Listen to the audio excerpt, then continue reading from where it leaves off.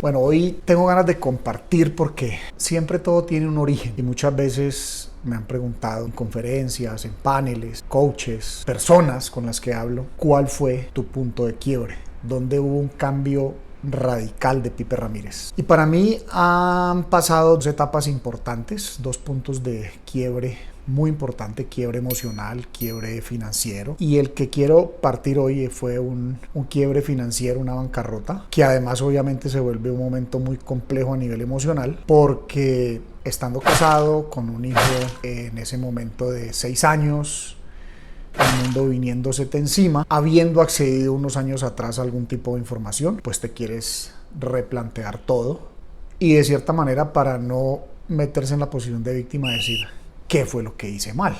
Esto parte de 2012, esta bendita obsesión que tengo hoy en día por compartir información de valor, pero sobre todo una herramienta de la que te voy a estar hablando mucho durante este año, una plataforma a través de la cual podemos hacer dinero y educarnos. Es como un pedido de toda esta última década, porque esto que te estoy contando sucede en el 2012 aproximadamente, así es que en el 2013 me decido plantear un cambio extremadamente radical en mi vida. 2012 registro esta bancarrota con todos los problemas que esto genera y decido hacer un cambio muy radical.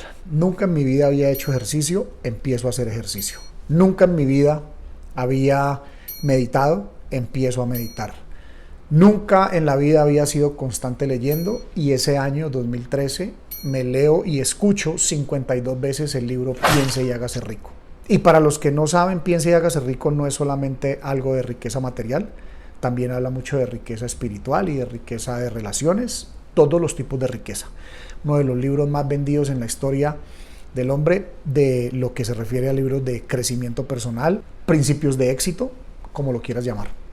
Así es que ese 2013 es ese cambio que elijo yo tomar después de ese punto de quiebre del 2012 a mediados hasta finales. No solamente registrando una bancarrota, pero también con un negocio fallido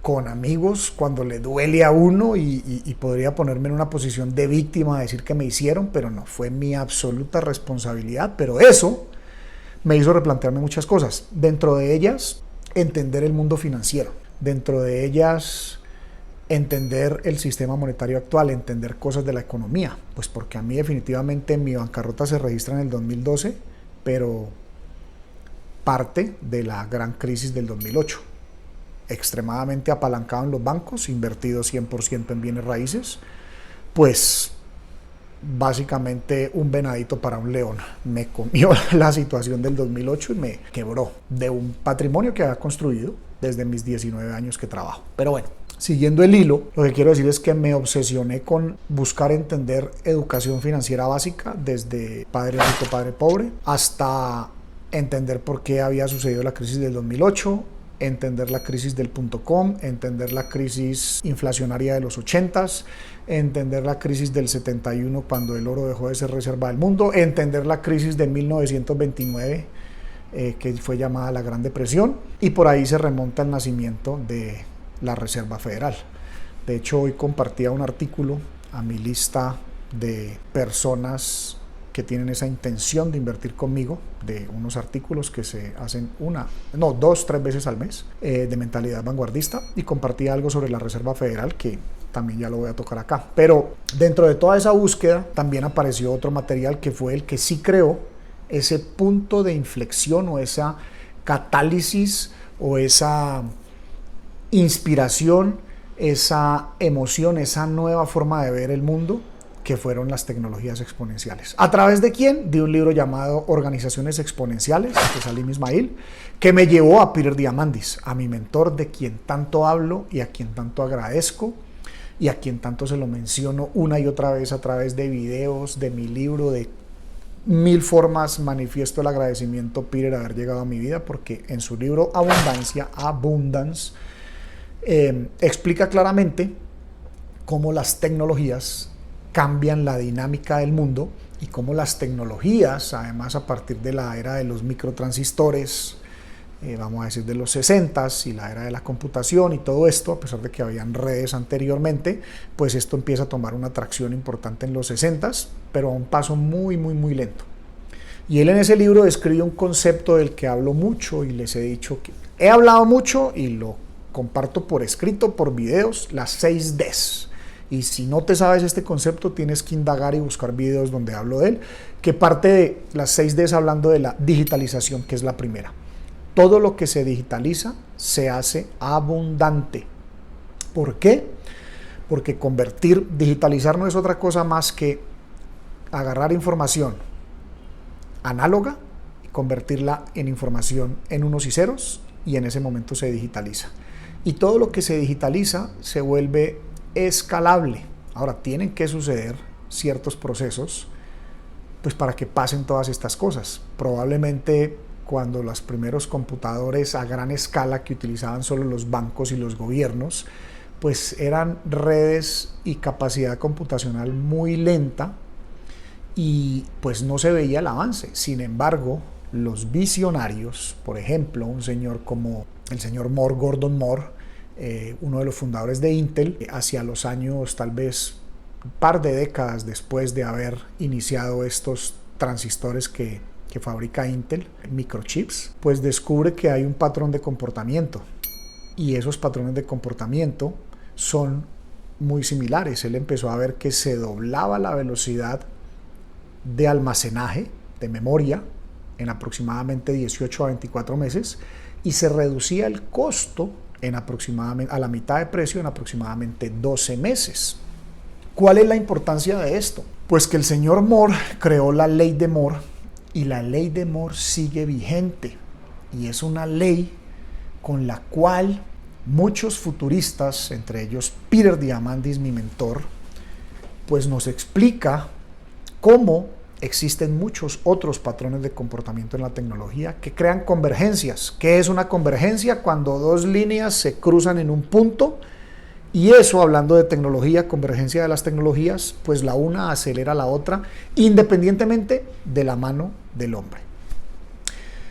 Por ejemplo, hablando de los mismos microchips, esto ha pasado en esa industria, cuando llegaron a un punto que ya los punticos de silicona para poder hacerlos más cercanos el uno al otro y que pudiera contenerse más información ahí, pues hay un momento donde el ojo humano y la mano no son capaces de lograr. Entonces todos los detractores de la ley de Moore empezaron a decir: esa ley no es sostenible, es imposible que se pueda seguir doblando la capacidad cada 18 a 24 meses. Y adivinen qué, en ese momento converge la robótica, hablando de procesos robotizados en empresas, converge los inicios de la inteligencia artificial o de los algoritmos o de la computación de más velocidad de la que ya se traía, y se empiezan a fabricar estos microchips en plantas robotizadas, donde ya no es el ojo humano ni la mano del hombre, sino que son máquinas de alta precisión. Y de todas maneras, un par de décadas después, los detractores de la ley de Moore decían: pues ya no va a ser sostenible porque ya estamos en la escala nano 1, nano 2, nano 3. Y resulta que esto sigue avanzando a la misma velocidad. En lo único que se han equivocado todos los detractores de la ley de Moore es en que han dicho que no es sostenible y la ley sigue vigente. Y dice Peter Diamandis: el paso tiende a acelerarse. ¿Por qué te hablo todo esto? Porque esto fue lo que me enganchó a mí, este concepto de ver los patrones de comportamiento de las tecnologías para poder crear probabilidades. No podemos predecir el futuro, ni creo que nadie lo pueda hacer, pero sí podemos mirar el pasado y con estos patrones de comportamiento ver probabilidades. Entonces, mi mundo se combinó de dos cosas: de buscar mi propio entendimiento de todo lo que es el mundo financiero y el sistema monetario, y por qué el dólar es la moneda de reserva del mundo, y todos estos temas que importan a la hora de nuestras finanzas, y la combinación de las tecnologías. ¿Por qué me llama tanto la atención las dos cosas? Porque yo he visto grandes analistas financieros, grandes administradores de fondos, grandes personas del mundo tradicional financiero errar en cosas por el no entendimiento a la tecnología. Y definitivamente la tecnología ya no es una industria. En los 80 se hablaba de la tecnología como una industria, en los 90 también, pero realmente hacia el año 2000, 2010, la industria de la tecnología se fue metiendo en todas las industrias. Y eso es clave para los que queremos una mentalidad vanguardista, poder entender cosas diferentes a como lo entiende la masa. Y si miramos solamente los que van por el área tecnológica, pues entonces se obsesionan solamente con la tecnología y a veces no entienden este mundo financiero. Y al final, mi obsesión con esta mentalidad vanguardista, primero fue, después de esa quiebra, hacerme rico y multimillonario a la mayor velocidad posible. Y luego, crear ingresos residuales que no dependan de lo que yo estoy haciendo todos los días, porque es que ese es un cableado, y te invito a que leas mi libro, Recablea tu cerebro. Ese es un cable que nos vendieron, que hizo ahí una sinapsis de que si no trabajas duro y si no estudias mucho no vas a poder salir adelante. Pura mierda. Eso ya no funciona así. Hoy en día tenemos abundancia en educación gracias a esa primera de digitalización. Estamos en un momento tan abundante que hay que tener pensamiento crítico para filtrar justamente todo este tema de exceso de contenido, exceso de cursos, pero qué belleza que algo sea tan abundante. De hecho, estamos replicando lo que hace el universo. Es que solamente, fíjate esto, es normal que tengamos un pensamiento de escasez, porque por 150.000 años de historia del hombre, la vida fue dura, con climas inhóspitos, con falta de techo para la era de los Homo sapiens y decenas de miles de años, poca comida, todo era difícil. Pero hoy en día, por más de que no nos persiga un animal para tratar de cazarnos, hoy en día, por más de que tenemos muchos techos, no estoy diciendo que ya se resolvió el problema 100%, pero es que cada día hay más personas que acceden a luz, que acceden a servicios de acueducto, a servicios de alcantarillado, a un techo. O sea, hoy en día estamos mejor que en cualquier época de la historia, eso lo demuestran los datos. Cuando he hecho esta presentación justamente de los cambios que estamos viviendo hoy en día, no hay un momento que hayamos estado mejor.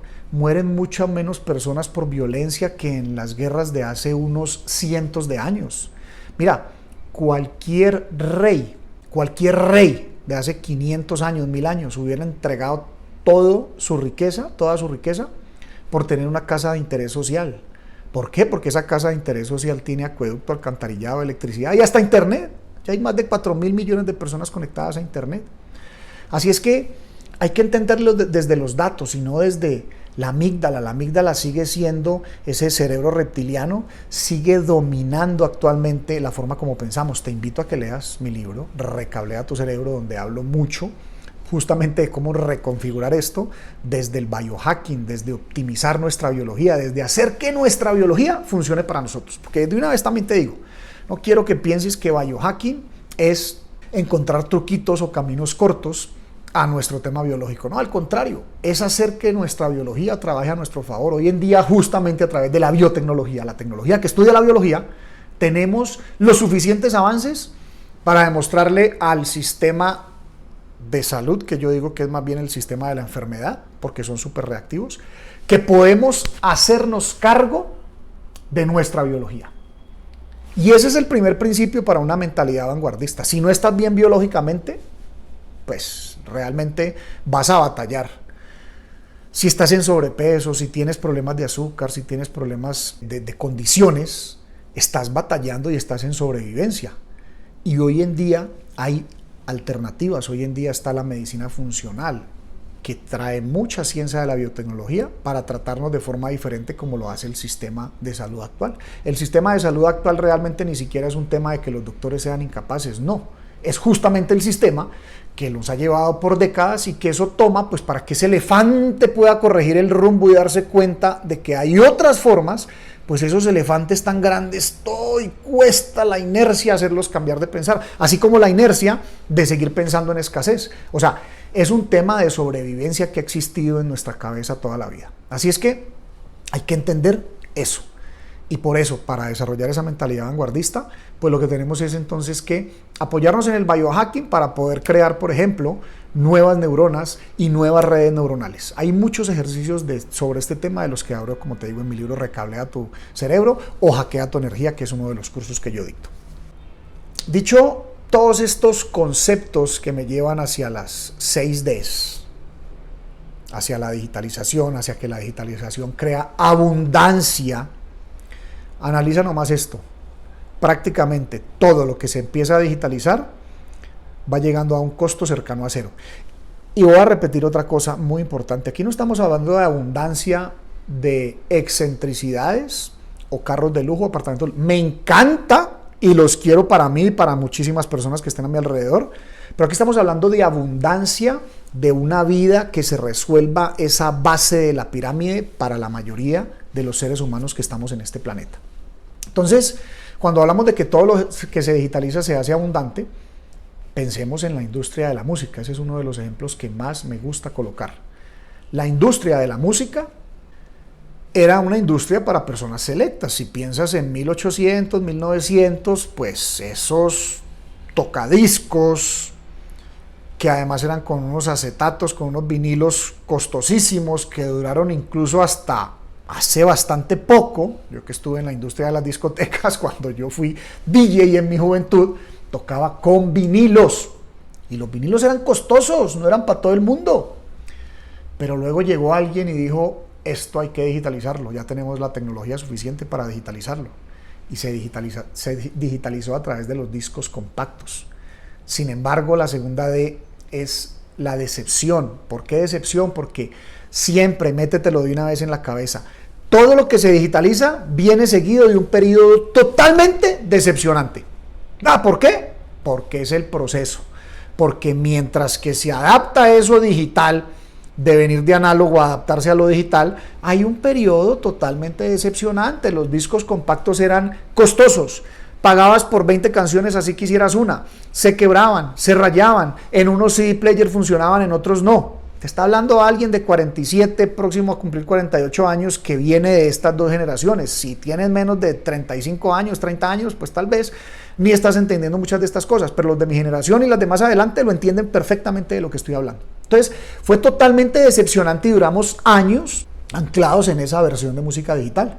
Pero llegó alguien extremadamente disruptivo y dijo, esto no tiene sentido, ya tenemos la velocidad en las redes de internet, ya tenemos la suficiente poder de computación para poderlo oír en MP3, y eso fue la gran revolución. Y además Napster se inventó una plataforma donde todo el mundo cargaba su música de los CDs, de los discos compactos, y se podía compartir gratuito. No, pues imagínense el caos para la industria de la música. En ese momento sintieron la amenaza todas las discográficas del mundo que no entendían lo que estaba sucediendo, y esto lo viví yo en los años 2001, 2002, por ahí fue cuando salió la plataforma iTunes, pero Napster venía del año 2000, 99 por ahí, y toda esta revolución pues obviamente trae un caos donde las industrias discográficas se vieron amenazadas.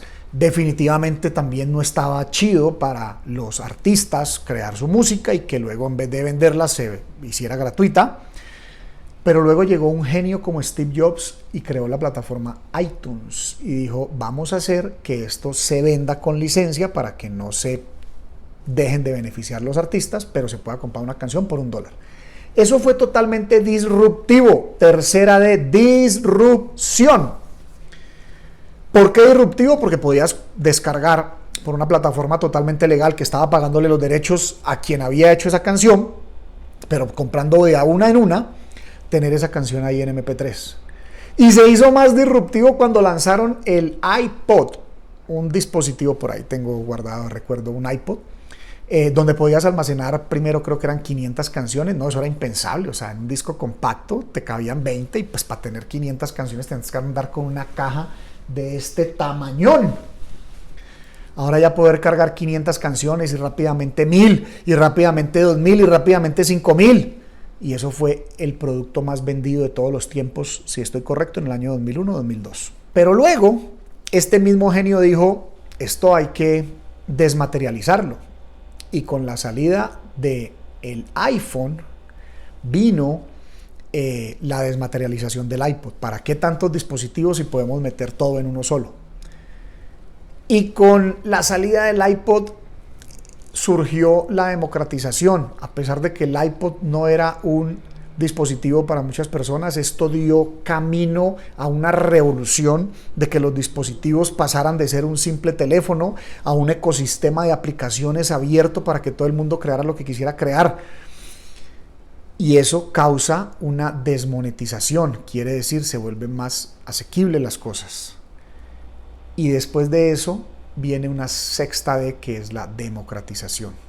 Mira, actualmente una persona con un dispositivo que no tiene que ser iPhone, puede ser un dispositivo de $50, existen dispositivos, puede tener música gratuita a través de YouTube.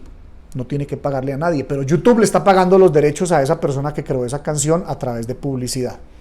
Así es que ahí te acabo de demostrar con un simple ejemplo cómo la digitalización crea abundancia. ¿Por qué abundancia? Porque hoy miles de millones de personas escuchan música de manera gratuita sin perjudicar a quien la creó. Y si te pones a pasar cualquier industria por ahí, ha sucedido lo mismo con la industria aérea. Muchas más personas acceden a tiquetes económicos. Hace 2 o 3 décadas viajar en un avión era un privilegio. Hoy ves muchas personas viajando en avión, muchas personas moviéndose en vehículos privados sin tener la capacidad de tener un vehículo privado, con plataformas como Uber, y muchas personas pudiendo hacer vacaciones porque unos beneficiándose por ir de vacaciones, otros beneficiándose por crear ingresos con plataformas como Airbnb. O sea, la industria del turismo está más acelerada que nunca gracias a la digitalización. Todo lo que se digitaliza se hace abundante. Cada industria, cada profesión, cada cosa que tú quieras pasar a través de estas 6, digitalización, decepción, la vas a vivir, disrupción, en un momento empieza a escalar de manera vertiginosa, desmaterialización, desmonetización.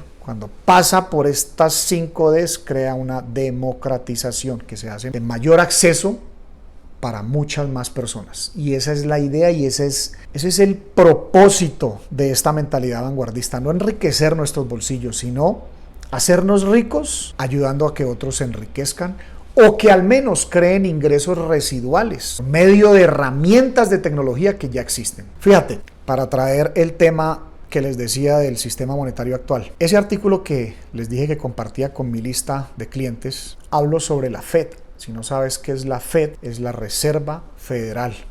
La Reserva Federal es el Banco Central de los Estados Unidos, una entidad privada de la cual hay un gran misterio y se habla de teorías conspirativas y una cantidad de cosas. Y como a mí no me gusta meterme muy de fondo en la teoría conspirativa porque siento que es meterme en una posición de víctima, yo prefiero entenderlo y utilizar a mi favor el juego que ellos juegan, que es a un nivel de billones, incluso trillones de dólares. Ese principio es clave. Mira, para salirse de la victimización, uno de los grandes problemas que yo encuentro, haciendo aquí un paréntesis, en la mentalidad latinoamericana, es que todavía estamos súper victimizados.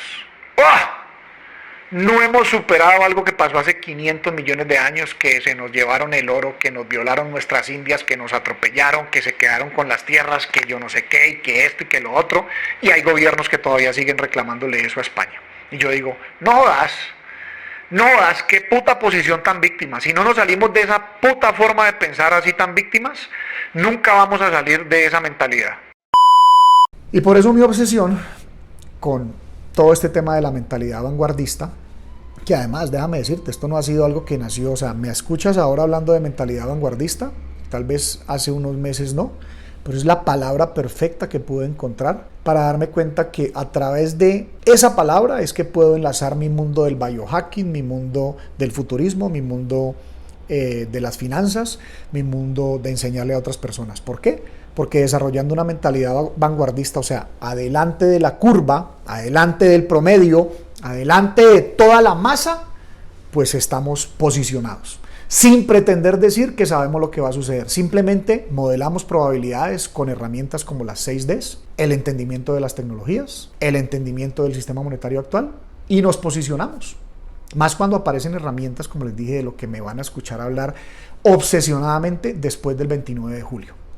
Por ahí, si han visto las historias, el 29 de julio es el lanzamiento de una plataforma aquí en Colombia, la plataforma que parte de unos fundadores mexicanos con los cuales me he podido conocer, con 2 de ellos personalmente, los cuales llegué a través de un amigo y una amiga, una pareja de socios, o sea, son socios, hombre-mujer socios, que quiero muchísimo, y que era la herramienta que yo estaba esperando por todos estos años, porque una de mis grandes frustraciones, después de yo haber entendido muchas cosas, es que he creado riqueza, pero para personas que son más ricos. ¿Por qué? Porque después de ese 2013 que te contaba al inicio de mi bancarrota, rápidamente pude llegar a personas con mucho capital, hacer negocios de construcción en Miami, hacer negocios de bienes raíces en Miami, y eso creó millones de dólares para ellos, algunas comisiones para mí, pero eso no era suficiente. ¿Por qué? Porque cuando viene un segundo punto de inflexión, un segundo punto de quiebre para mí emocional, en el 2018, que hubo un divorcio, que afronto otra vez una casi bancarrota nuevamente, en ese momento también entra un programa de liderazgo, conozco el coaching ontológico, me certifico en esta modalidad, empiezo a consumir contenido a una velocidad impresionante de todo lo que tiene que ver con esta parte ontológica, con esta parte de desarrollo humano, y me obsesiono por buscar una herramienta que apenas hasta hoy, este año, llega a mis manos. Pero bueno, sigo con el tema del sistema monetario. Es algo que me da una gran emoción, y como les digo, voy a tener una bendita obsesión en hablar de esto, porque sé que con una mentalidad vanguardista y con la herramienta adecuada vamos a crear la mayor cantidad de personas independientes financieramente. Porque ¿sabes una cosa? Cuando dicen eso, que el dinero no lo es todo en la vida, pues te voy a decir una cosa: con el dinero se resuelven demasiadas cosas. Y hasta que no resuelvas tu vivienda, tu comida, tus ropas, tu salud, vas a estar atrapado en lo que Robert Kiyosaki llama el círculo de las ratas. Y no lo tomes a mal si estamos todavía atrapados, porque es que esto sucede en todas las escalas. Yo conozco personas que tienen patrimonios de un par de millones de dólares y siguen atrapados como un hámster en ese círculo de que si paran la bicicleta un segundo, se les truena todo. De manera que crear independencia financiera es tu poder construir ingresos que no dependan de volver a hacer ventas recurrentes o de tu tiempo a todo momento. A mí me encanta a veces parar cuando se me dé la gana, y si paro y el ingreso continúa, eso es una independencia financiera. Y si luego esa independencia financiera te cubre 3 años de vida, pues ahí sí que estás querido, estás propio. Entonces, siguiendo aquí con esta historia que quería compartir hoy, llega ese momento donde quiero compartir con el mundo después de toda esa certificación de coaching.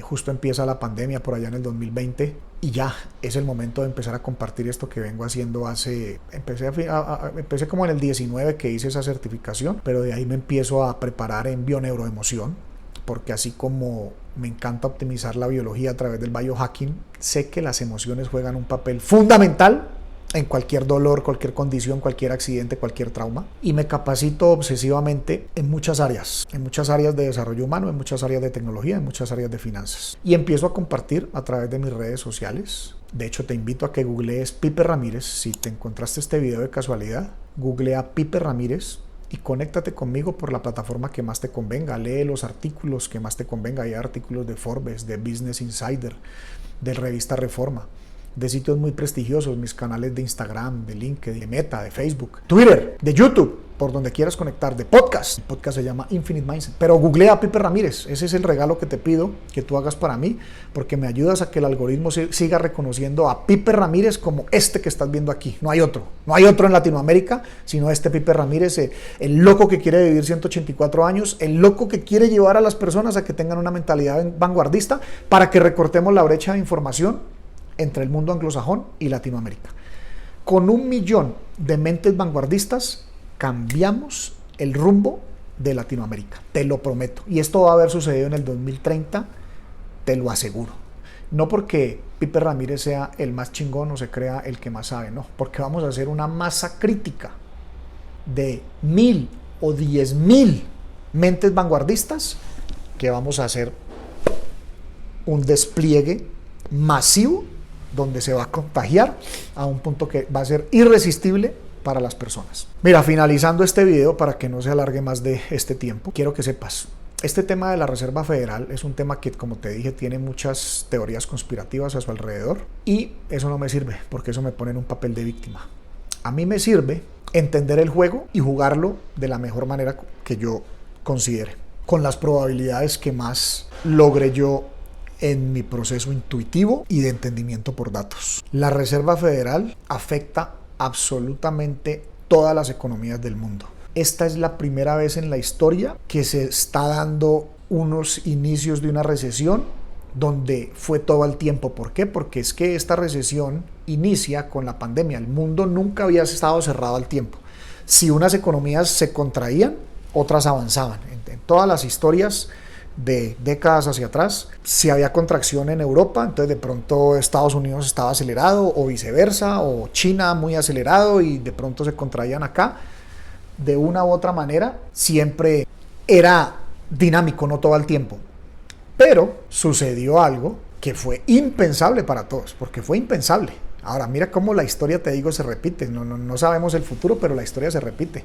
En 1920 sucedió la gripe española, que mató muchísima gente y luego terminó en la Gran Depresión, para que tú veas. Entonces el mundo se cierra al mismo tiempo, se rompe toda la logística que se había creado, toda la globalización que se había creado, toda la cadena de suministros.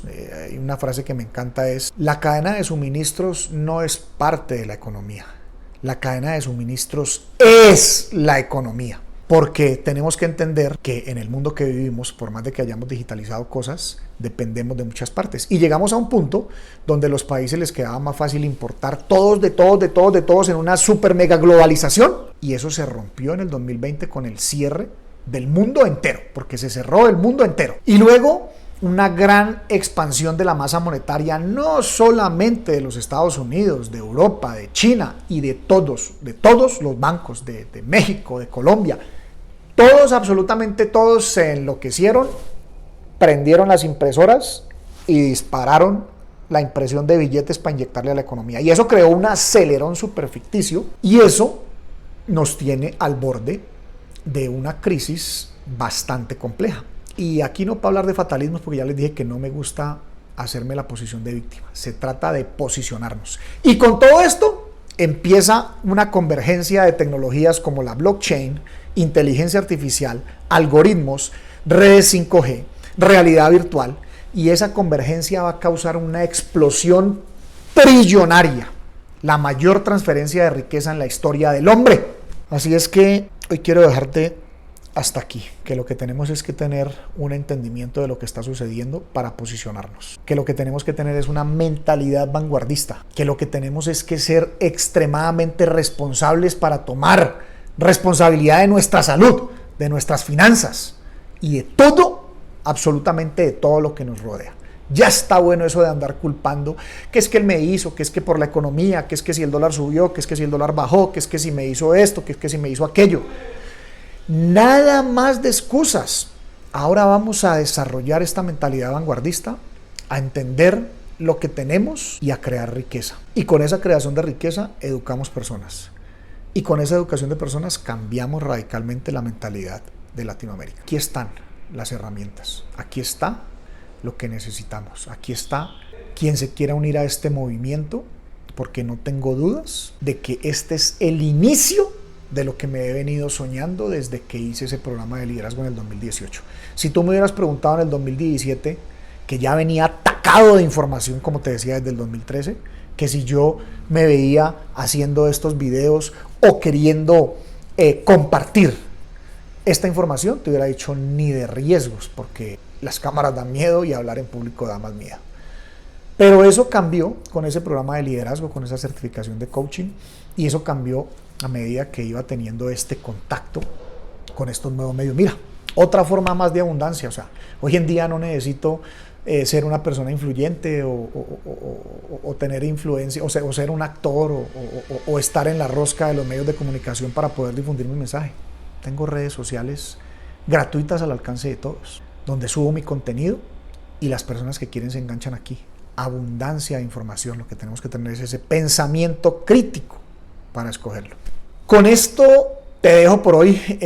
Como te digo, el 29 de julio viene la génesis de un episodio más de esta comunidad que hemos venido creando. El 29 de julio se lanza oficialmente en Colombia una plataforma con la que vamos a causar una revolución a nivel masivo. El 29 de julio nace este movimiento vanguardista del que empecé a hablar desde inicios de este año, donde vamos a crear la mayor cantidad de personas independientes financieramente, educadas con la mentalidad correcta y contribuyendo a este mundo de la manera óptima para que la gente deje de pensar que estamos en un caos total y entendamos que estamos en la mejor era de la historia del hombre hasta el momento. Gracias.